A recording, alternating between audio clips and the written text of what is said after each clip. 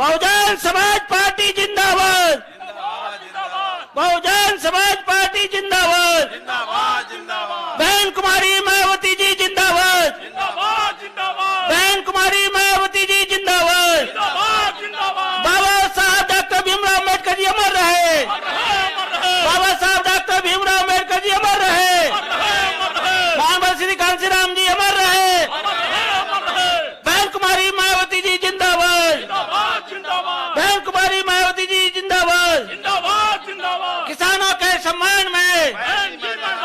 किसानों के सम्मान में, सर्व समाज के सम्मान में बहन जी आप संघर्ष करो, बहन जी आप संघर्ष करो, बहन जी आप आगे बढ़ो। सर्व समाज के सम्मान में बीएसपी की क्या पहचान, बीएसपी की क्या पहचान, बहुजन समाज पार्टी जिंदाबाद,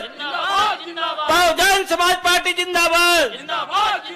बहन कुमारी मायावती जी जिंदाबाद, बाबा साहब डॉक्टर भीमराव अम्बेडकर जी अमर रहे, महान श्री कांशीराम जी अमर रहे, बहन कुमारी मायावती जी जिंदाबाद, बहन कुमारी मायावती जी जिंदाबाद। बहन जी आप संघर्ष करो, बहन जी आप संघर्ष करो, बहन जी आप आगे बढ़ो। सर्व समाज के सम्मान में, सर्व समाज के सम्मान में, महापुरुषों के सम्मान में महात्मा फुले जी अमर रहे, छत्रपति साहू जी महाराज जी अमर रहे, बिरसा मुंडा जी अमर रहे। बहुजन समाज पार्टी जिंदाबाद,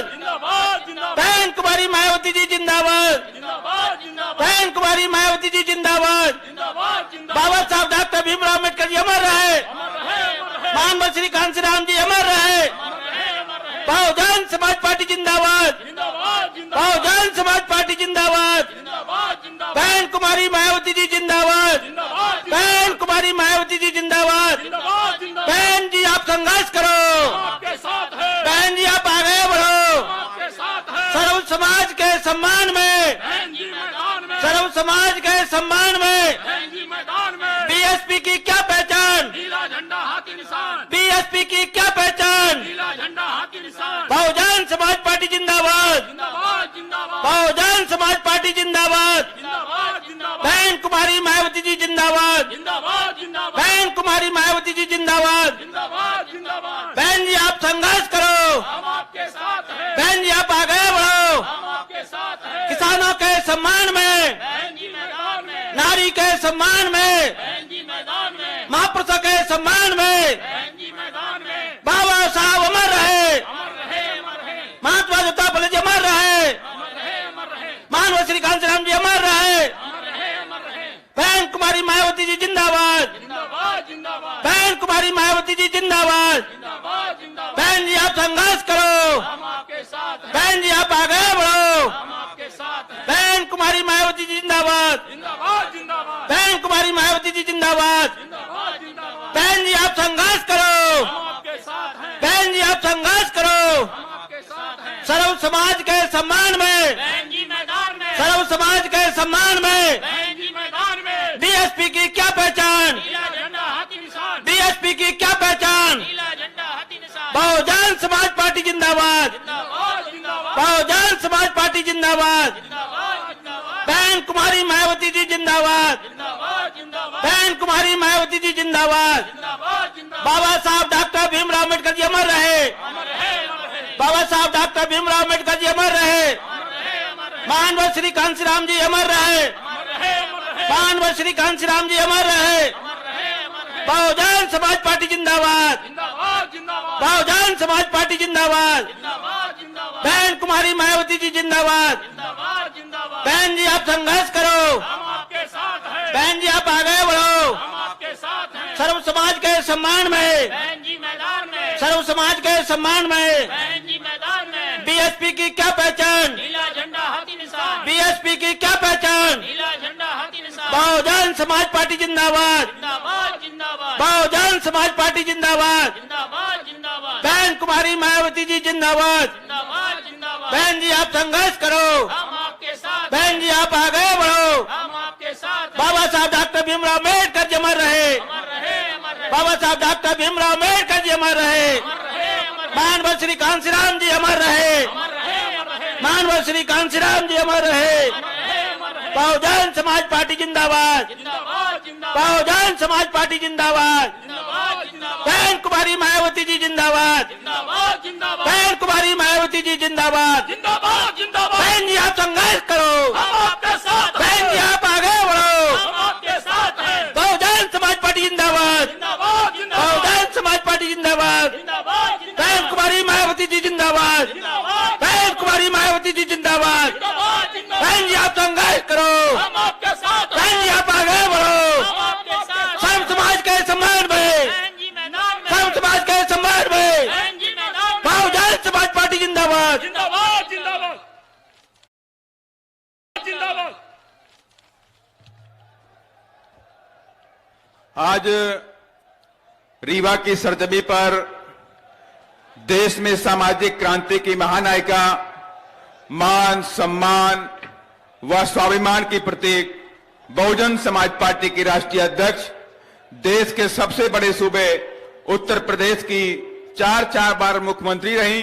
पूर्व सांसद आदरणीय बहन जी हम सब के बीच में रीवा के लोकसभा प्रत्याशी श्री अभिषेक पटेल जी, सतना के लोकसभा के प्रत्याशी श्री नारायण त्रिपाठी जी एवं समस्त मध्य प्रदेश के प्रत्याशियों के समर्थन में आज विशाल चुनावी जनसभा को संबोधित करेंगी। आप सभी लोग आदरणीय बहन जी का जोरदार तालियों के साथ में स्वागत अभिनंदन करेंगे। साथ ही हमें पार्टी के वरिष्ठ गण व रीवा के प्रत्याशी श्री अभिषेक पटेल जी आदरणीय बहन जी को मुकुट भेंट कर स्वागत व अभिनंदन करेंगे।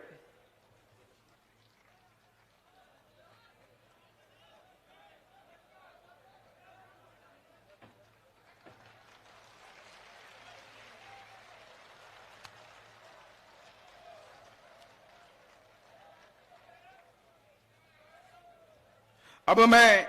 आदरणीय बहन जी से विनम्र आग्रह करता हूं कि आप अपने खैरात रखें। आदरणीय बहन जी।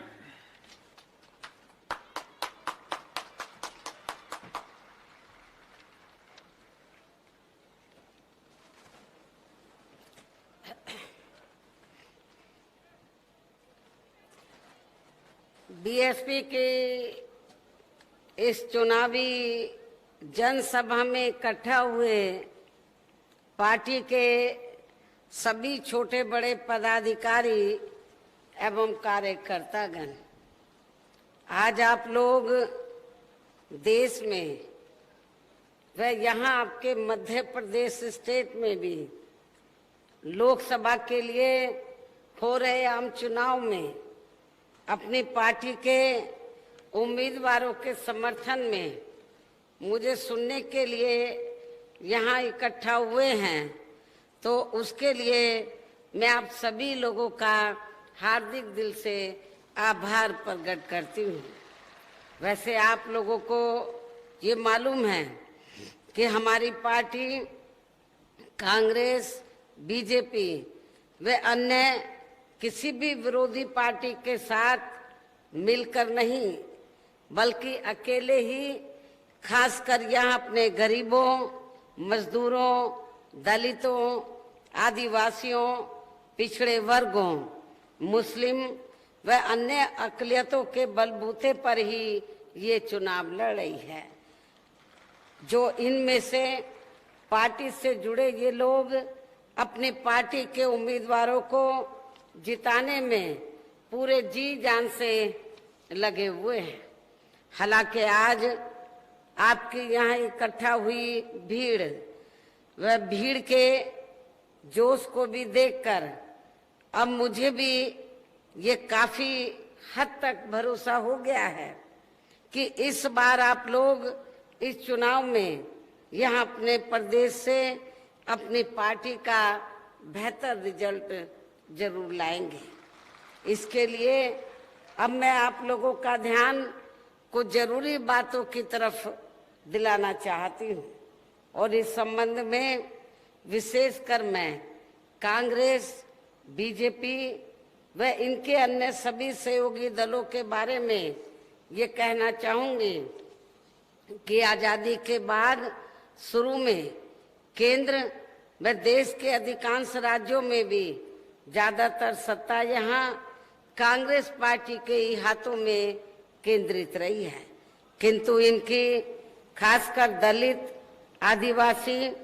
व पिछड़ा वर्ग विरोधी तथा अन्य और मामलों में भी रही गलत नीतियों एवं गलत कार्य प्रणाली आदि की वजह से ही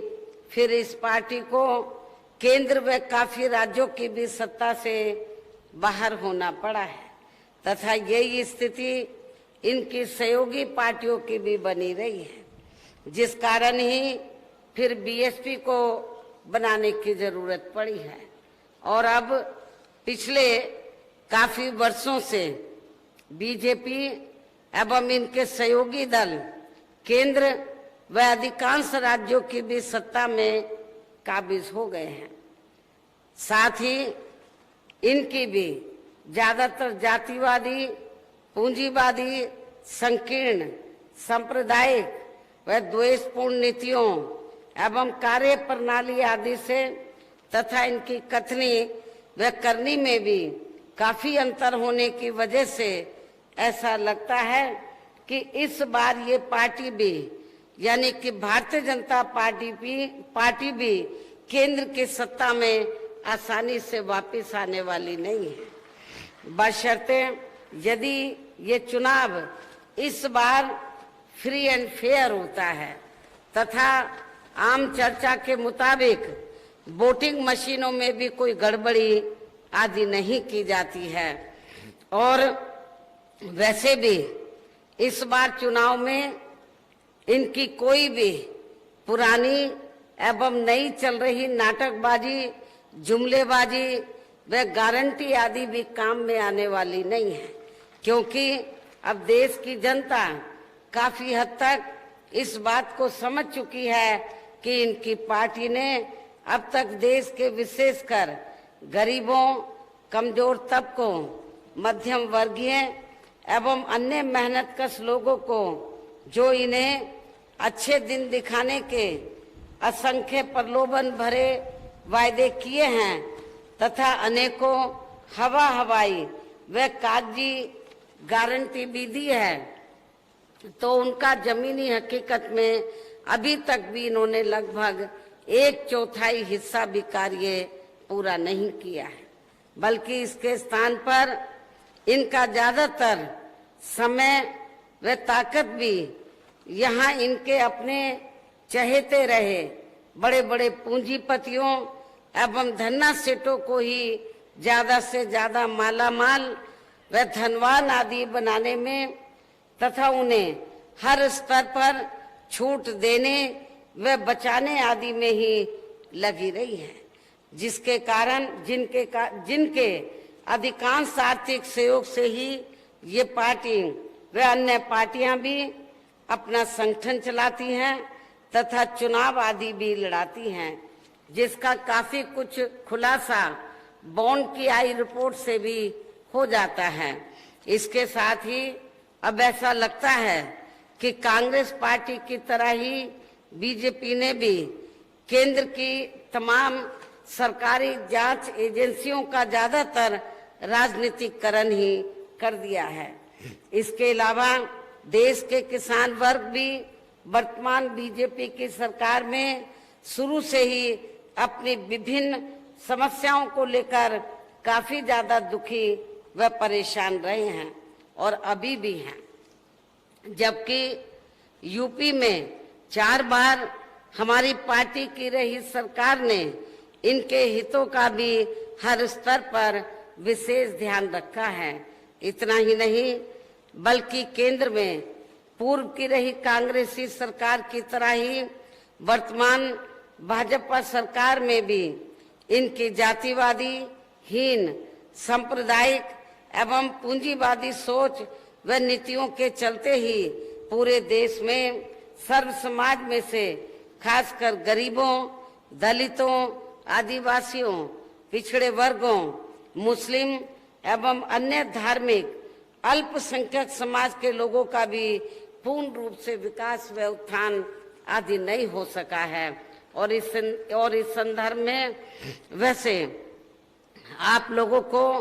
ये मालूम है कि पूरे देश में यहाँ दलितों, आदिवासियों एवं अन्य पिछड़े वर्गों का सरकारी नौकरियों में वर्षों से अधूरा पड़ा आरक्षण का कोटा भी अभी तक पूरा नहीं भरा गया है। विशेषकर एससी व एसटी वर्गों के सरकारी कर्मचारियों का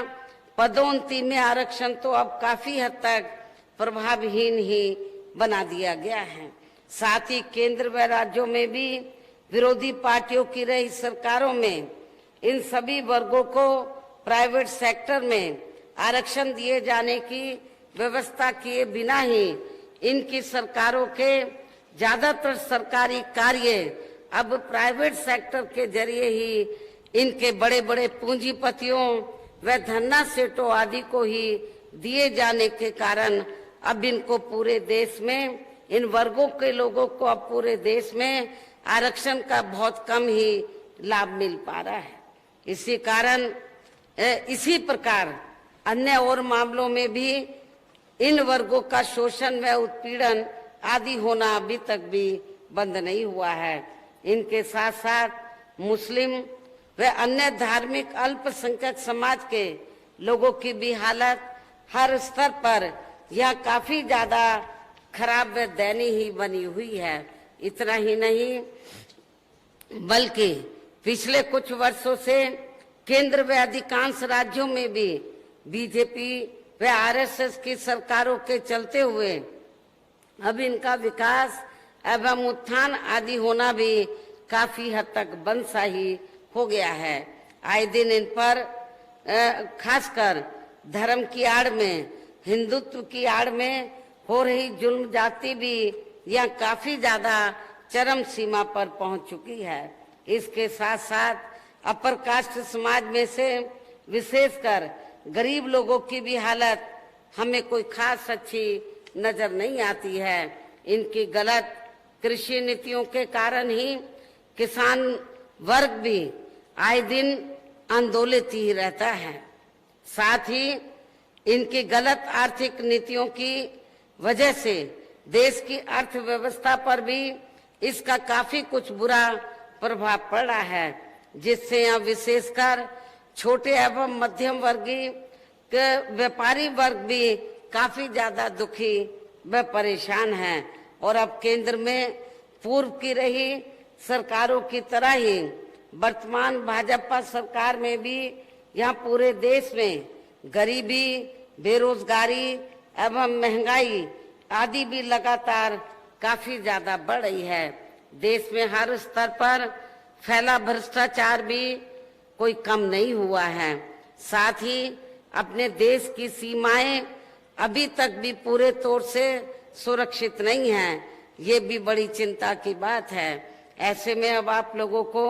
देश में हो रहे लोकसभा चुनाव में कांग्रेस पार्टी व इनकी सहयोगी पार्टियों को भी केंद्र की सत्ता में आने से जरूर रोकना है। जिनकी गलत नीतियों व गलत कार्य प्रणाली आदि को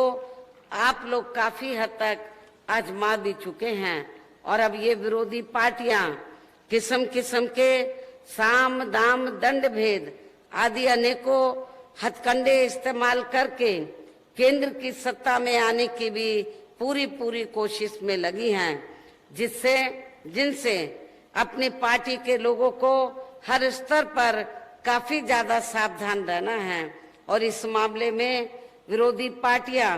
अपने अपने पक्ष में हवा बनाने के लिए खासकर मीडिया, ओपिनियन पोल व सर्वे आदि का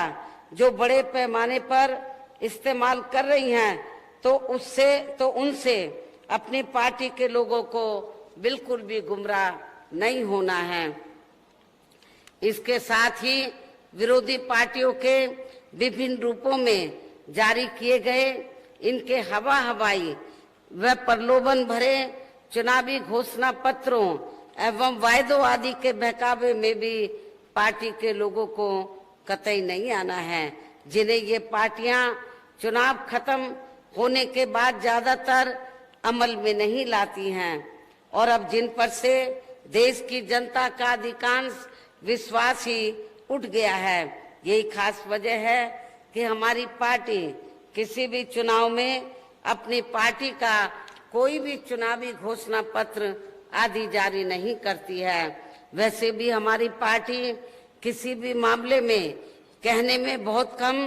बल्कि कार्य करके दिखाने में ही ज्यादा विश्वास रखती है। और इस बात का सबसे बड़ा सबूत ये है कि उत्तर प्रदेश में, आपका जो पड़ोसी प्रदेश है, उत्तर प्रदेश में 4 बार हमारी पार्टी के नेतृत्व में यहाँ रही सरकार ने चुनाव में पार्टी के बिना जारी किए गए घोषणा पत्र के ही प्रदेश में आम जनहित में काफी कुछ ऐतिहासिक कार्य करके दिखाए हैं, जिनकी अब देश में अधिकांश पार्टियों की सरकारें काफी नकल भी कर रही हैं। जबकि इस मामले में हमारी पार्टी का ये कहना है कि यदि इन पार्टियों के स्थान पर केंद्र में हमें अपनी पार्टी की सरकार बनाने का मौका मिलता है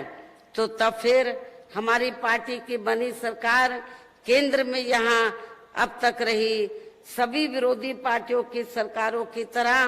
केवल हवाई व कागजी कार्य आदि नहीं करेगी, बल्कि उत्तर प्रदेश की तरह ही जमीनी हकीकत में ठोस कार्य करके दिखाएगी, हर स्तर पर ठोस कार्य करके दिखाएगी। और इस संदर्भ में खासकर मैं ये कहना चाहूंगी कि केंद्र द्वारा देश में पिछले कुछ समय से अति गरीब परिवारों को अस्थायी तौर पर फ्री में जो थोड़ी सी खाद्य सामग्री दी जा रही है, तो उससे इनका स्थायी तौर पर भला होने वाला नहीं है। और वैसे भी इनकी ये जटिल समस्या देश में हर हाथ को काम देने से ही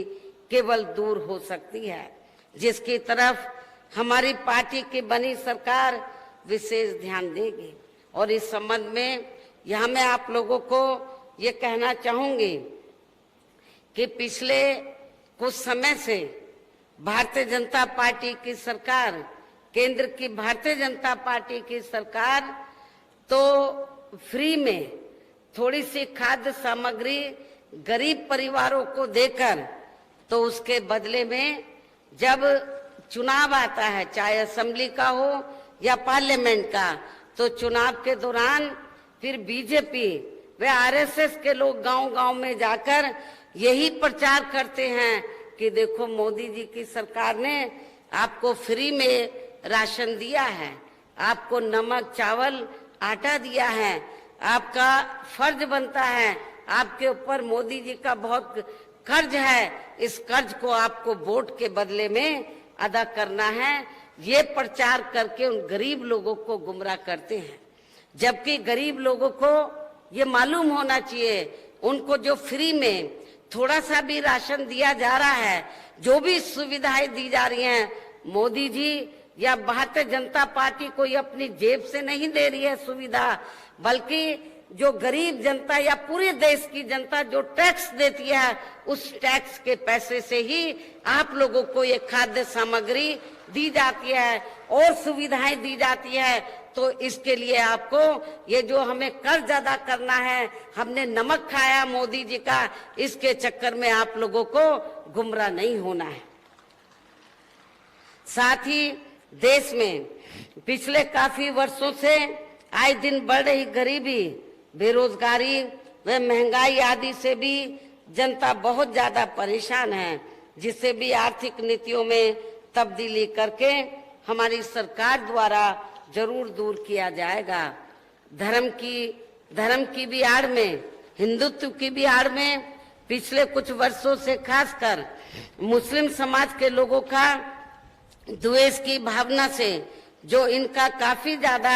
शोषण व उत्पीड़न आदि किया जा रहा है,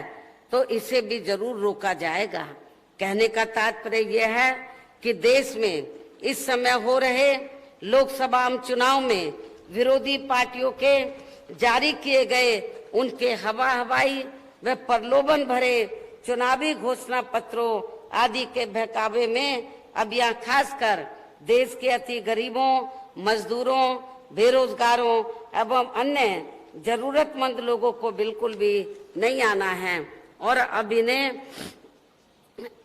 ने ऐसी सभी विरोधी पार्टियों को केंद्र की सत्ता में आने से जरूर रोकना है, जिनकी कथनी व करनी में काफी अंतर रहा है तथा जिन्हें ये लोग बरसों से काफी आजमा भी चुके हैं। ऐसे में अब मेरा यही कहना है कि आप लोगों को अपने खुद के व अपने प्रदेश एवं देश के भी हित में अपने वोटों को यहाँ कांग्रेस, बीजेपी व अन्य विरोधी पार्टियों को न देकर केवल अपनी एकमात्र हितैषी पार्टी बहुजन समाज पार्टी को ही देना है, जो ये पार्टी उत्तर प्रदेश की तरह ही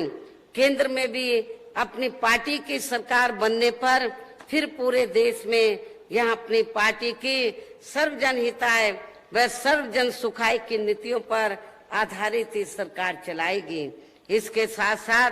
केंद्र से जुड़ी आपके क्षेत्र की जो भी यहाँ स्थानीय समस्याएं होंगी तो उन्हें भी फिर दूर करने का हर संभव पूरा प्रयास किया जाएगा। साथ ही यहाँ गरीबों, मजदूरों, बेरोजगारों, कर्मचारियों, किसानों, छोटे व्यापारियों एवं अन्य मेहनतकश लोगों के हितों का भी विशेष ध्यान रखा जाएगा। सर्व समाज में से खासकर दलितों, आदिवासियों, पिछड़े वर्गों, मुस्लिम व अन्य धार्मिक अल्पसंख्यक समाज के लोगों के विकास व उत्थान के साथ साथ हर स्तर पर इनकी सुरक्षा आदि के लिए भी प्रभावी कदम उठाए जाएंगे। और तभी फिर यहाँ वास्तव में अपने देश के महान संतों, गुरुओं व महापुरुषों में भी विशेषकर महात्मा ज्योतिराव फुले, श्री छत्रपति शाहू जी महाराज, श्री नारायण गुरु, बाबा साहब डॉक्टर भीमराव अंबेडकर एवं मान्यवर श्री कांशीराम जी आदि का अधूरा राज सपना जरूर साकार हो सकता है, जिनको यूपी में हमारी पार्टी की रही सरकार द्वारा हर स्तर पर पूरा आदर सम्मान दिया गया है। इन्हीं खास बातों के साथ ही अब मेरा पार्टी व मूवमेंट के हित में यही कहना है कि आपके मध्य प्रदेश स्टेट में और खासकर आपके रीवा लोकसभा की सीट और इससे लगी हुई जो अन्य लोकसभा की सीटें हैं, जिनको भी हमारी पार्टी ने लोकसभा के लिए चुनाव के मैदान में उतारा है, जो यहाँ आपके सामने मंच पर भी मौजूद हैं, तो उन्हें आपको जरूर कामयाब बनाना है। जो आपके सामने खड़े हैं, मंच पर भी मौजूद हैं, तो उन्हें आपको जरूर कामयाब बनाना है, जिसके लिए यहाँ पार्टी के केंद्रीय व स्टेट के कोऑर्डिनेटर तथा स्टेट की पूरी कमेटी व यहाँ के अन्य सभी स्तर के छोटे बड़े पदाधिकारी एवं कार्यकर्तागण आदि पूरे जी जान से लगे हुए हैं।